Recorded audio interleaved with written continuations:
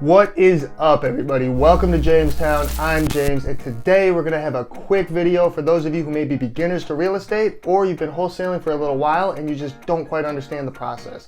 We're going to break down the exact definition of wholesaling real estate and a quick overview of the process involved. Alright, so the definition of wholesaling real estate is as follows. What a wholesaler does is they get a distressed property under contract for below market value, and then they find an interested investor to assign that contract to for a higher price, and they keep the difference as a profit. Now the pros of this are that it takes little to no money, there's no risk, and it turns a relatively quick profit. So the average profit for this is about $10,000. So you gotta figure if you can do just one deal a month, they're gonna be making about $120,000 a year just from wholesaling real estate. Now make sure you like, comment, and subscribe. Show me some love so I can keep putting out these free videos for you guys to enjoy. Now make sure you stick around to the end of the video so you can see exactly why wholesaling real estate is the most profitable and one of the best ways to get into real estate. Let's get into it. Now, the first step in the process is finding people that either need or want to sell their property at a discount. Now, these are called motivated sellers. Now, there's a few reasons why a motivated seller would be willing to sell you their property at a discount.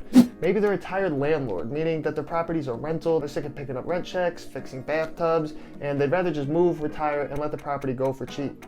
Maybe their house is in pre-foreclosure, which means their house is about to get foreclosed on, and if they don't sell it to you at a steep discount, they're just going to lose it to foreclosure for nothing.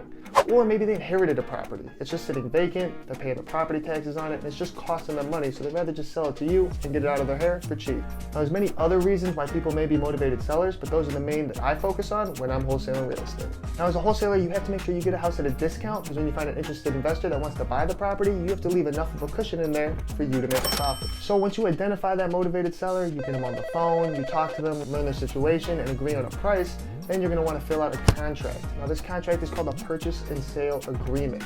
These are the everyday contracts that are used in real estate transactions all around the country. Now, you want to get the house under contract even though you're not planning on buying it, because it stops them from entering into a contract with anyone else and somebody else buying the property. Alright, now that you have the property under contract, you need to find an interested investor that actually wants to buy the property.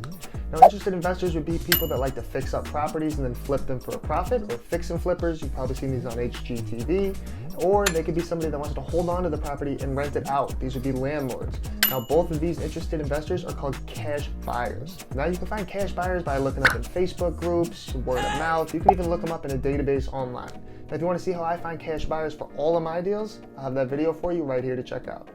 Alright, so once you find an interested investor that actually wants to buy your deal, you'll fill out what's called an assignment contract. Now, an assignment contract is a quick one-page legal document between you and the cash buyer that allows you to legally assign your rights in the original contract with the seller, the purchase and sale agreement, to this new investor. The new investor will then step in and fulfill your obligations in the original purchase and sale agreement with the seller and be the one closing on the property. Now, like I said before, the assignment contract will be at a higher price than what you had the purchase and sale agreement for with the seller. And the difference in those prices will be paid to you as your profit in the form of an assignment fee. Now, just to be clear again, you won't be the one closing on the property.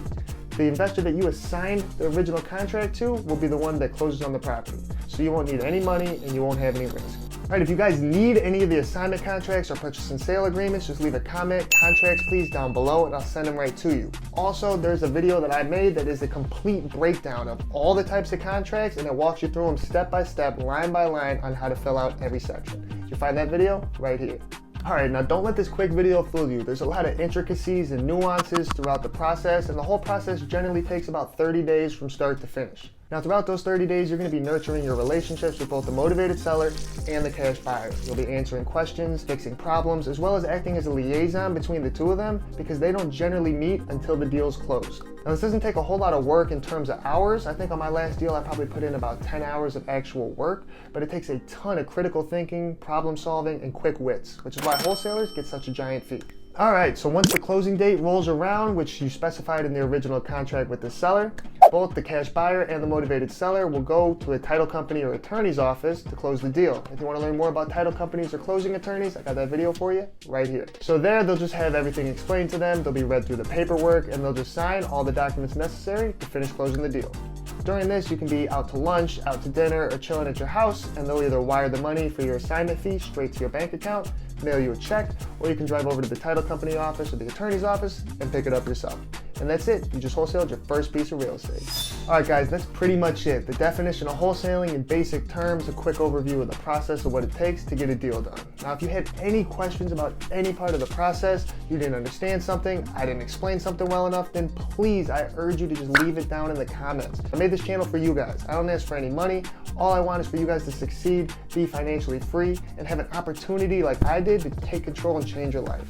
And now, unlike the gurus that are going to charge you $1,000 for a course or $3,000 for a Zoom or a Skype call, all I'm asking is that you subscribe, share these videos with your friends, show me some love and support so I can keep putting out free videos to help you guys get to where I am.